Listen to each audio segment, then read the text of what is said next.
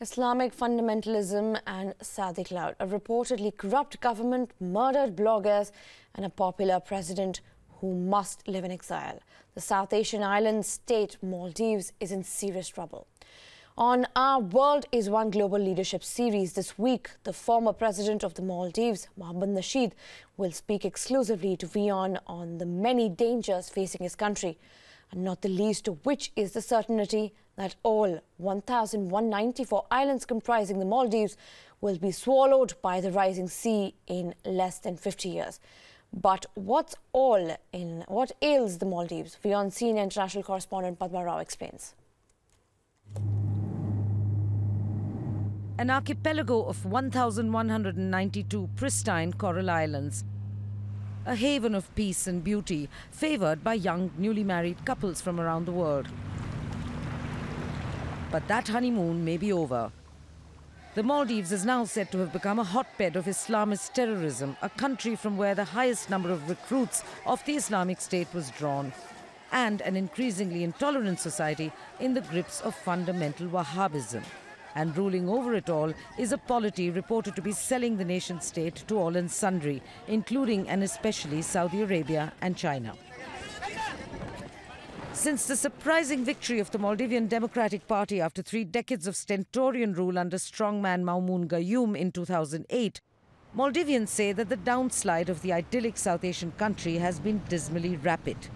There is extreme press censorship, tragically illustrated by the recent murder of a young blogger.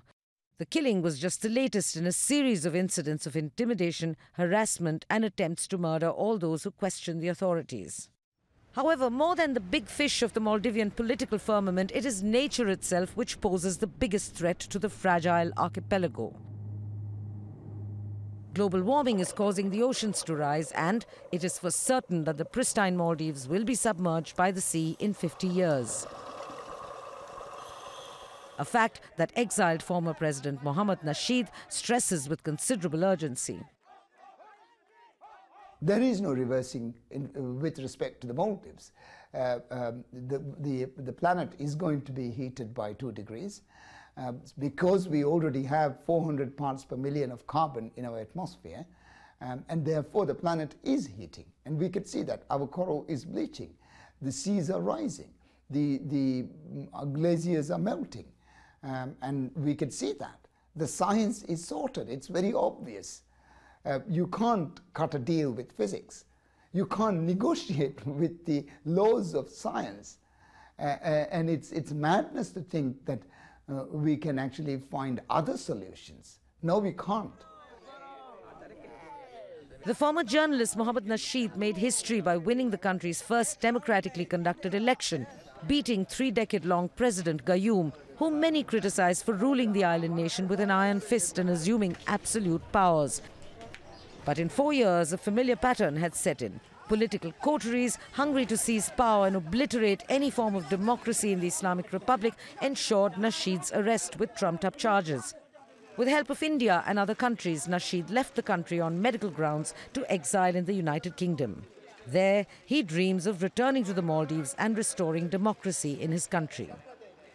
But if the country's majority faith is attracting investors in religion, so to speak, the Maldives' strategic location at the crossroads of shipping lanes traversed by oil tankers from east to west is drawing attention of a different kind. From China, which has earmarked the Maldives as one of its many strategic partners on its One Belt, One Road initiative. And it's certainly not just an idyllic holiday that the Chinese are after. We've signed into the Chinese Maritime Silk Route. President Yamin had signed into it. And again, they want to safeguard and they want to own shipping routes and trade routes. And again, our strategic location means that therefore they must have clout in the Maldives. They've already, as you mentioned, bought a number of islands, and they are in the process of establishing strategic infrastructure on these islands. This is very, very unfortunate. But this is happening at a rapid speed, and therefore we must be very, very mindful of what's going on. Big neighbour India has always come to the rescue of the Maldives when its governments beckoned. But aware of the criticism often heard in the region of India's big brotherly ways, New Delhi has carefully kept out of the island nation's internal affairs.